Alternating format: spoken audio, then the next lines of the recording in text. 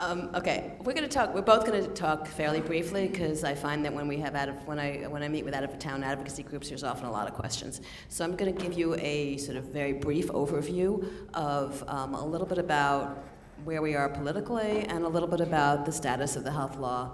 And I guess I do not have to remind any of you that it covers people with pre-existing conditions. Let me see if I got this going.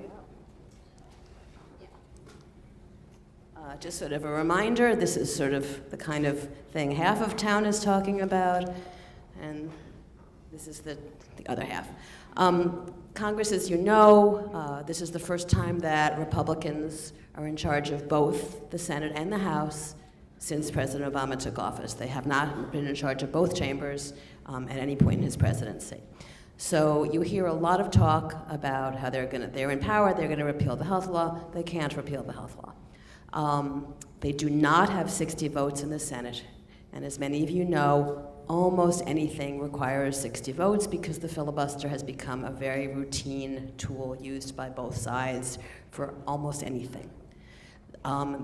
They presumably will have some votes to get on the record as being in favor of repeal because the Senate Republicans have not done that. The House has done it 60-something times. We've lost track.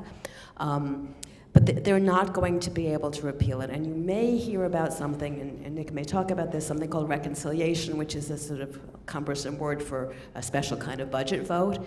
And that does not require 60 votes. It only requires 51. But there's some peculiar rules, and they can't repeal the entire law, or they could try to punch some holes in it.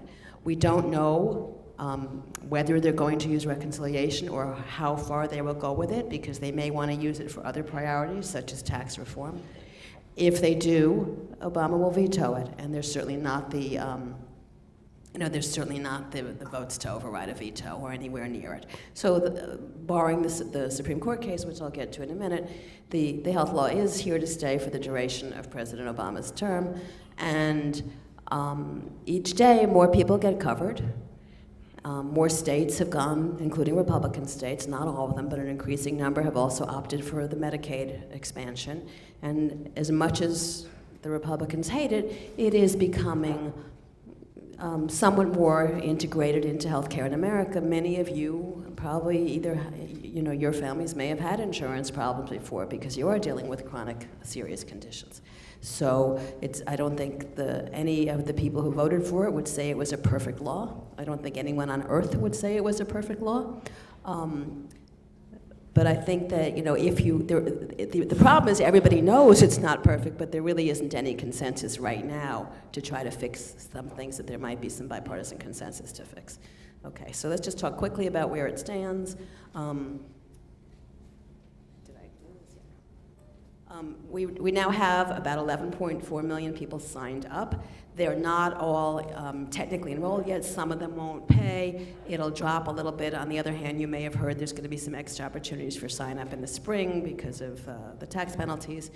We'll probably end up with roughly 10-ish million covered in the exchanges this year, maybe a little more, maybe a little less.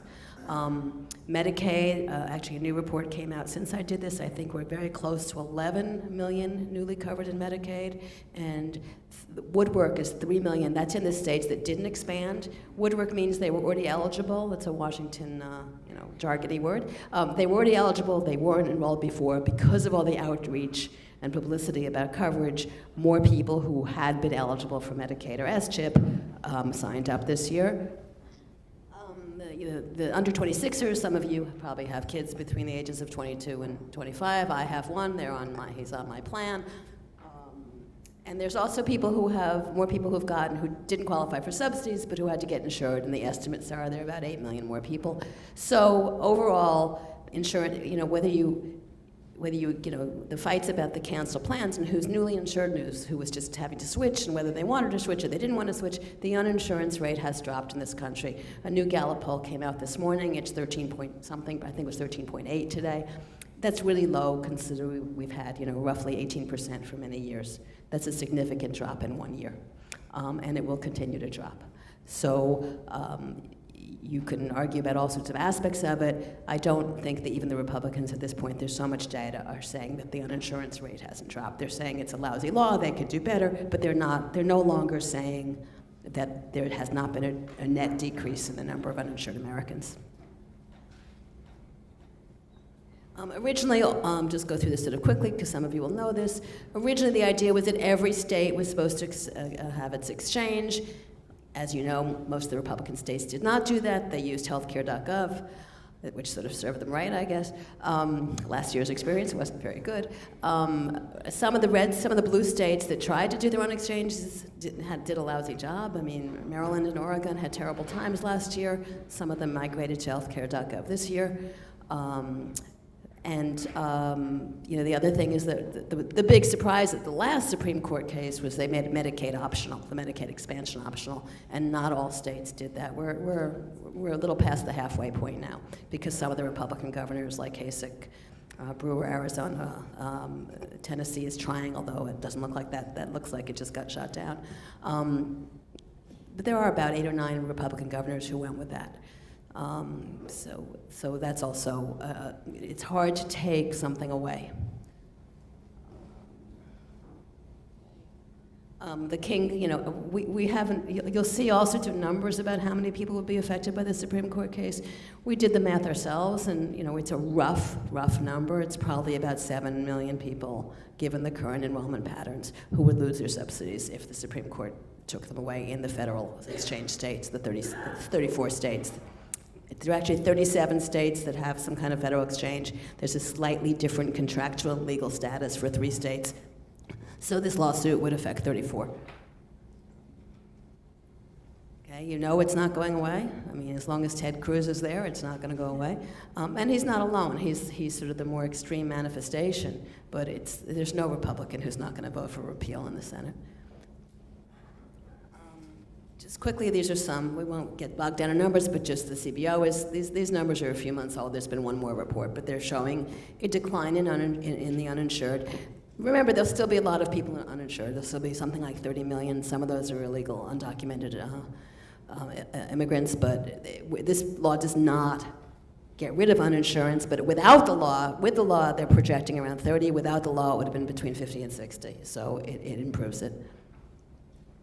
And healthcare spending, I mean, it may not feel that way to many of you who are facing big out-of-pocket expenses, and the shift toward insurers, both in the health law and outside, if you have it through your job. I mean, we all have higher deductibles and higher copays.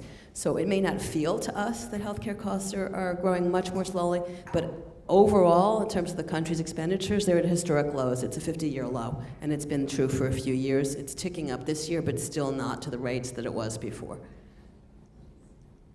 Skip the graphs. Okay, so as we said, no one's gonna stop. The real decision, the turning point is gonna be the King case. It's called King versus Burwell. It's the Supreme Court case. It's gonna be argued next Wednesday, and we think it will probably be decided in the end of June. And that's really, what Congress does, what the private insurers do, everything really is gonna hinge on this case. And it comes down to 4 words, and whether those 4 words, which say that the subsidies apply to exchanges run by the states, those 4 words are definitely in the law. And the judges have to decide, the justices have to decide, are those the 4 words that matter, or is there all sorts of other stuff in this, 1,000-page, legislative tome, including other language about subsidies and exchanges, which matters. The Supreme Court upheld it once. They upheld it before anyone got covered. It would be very disruptive for them to change it now. Congress does not have a solution. The states do not have a solution. Solutions, I think, would probably come up in some kind of a patchwork later. But that's things are sort of on a rhetorical hold, and that's, there could be a compromise, there could be chaos, there could be a bit of both. Some states find a compromise, some states sit it out. Okay, let's let Nick talk, and then we'll take your questions.